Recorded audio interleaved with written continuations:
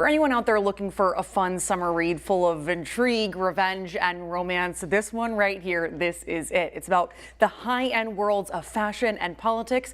Joining me now, the author of the book himself, Martin Snyder. Martin, thank you for joining us on Midday today. Thank you for inviting me. Absolutely. Amy Unbound, this is your new book, just released earlier this month. Is that right? That's correct, a week ago. Tell me about sort of what inspired this book and all the exciting stuff that we can read inside. Well, I wanted to write a story about a modern woman who has marital problems, but one who has enough money and talent to leave the marriage and leave her husband behind. An independent woman. An independent woman who is very talented, is inspired by the inauguration of President Obama in 2009. And so she wants to be somewhere on the national stage of making things happen for social justice. Very cool. And so she departs and finds a job in Chicago with a social service agency and becomes a Washington lobbyist for that. So she commutes to Washington and back. Wow. Washington and Chicago. She's everywhere. She's everywhere.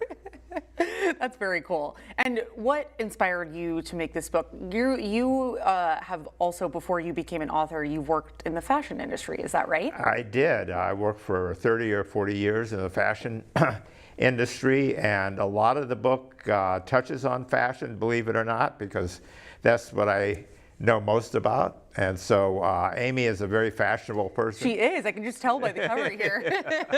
Yeah, she dresses very well. In fact, one of the ways that her husband finds out that she is involved in a romance in Chicago is through American Express bills at places like Valentino and Gucci and so forth. So he's paying the bills and uh-oh. Right, that causes some marital strife.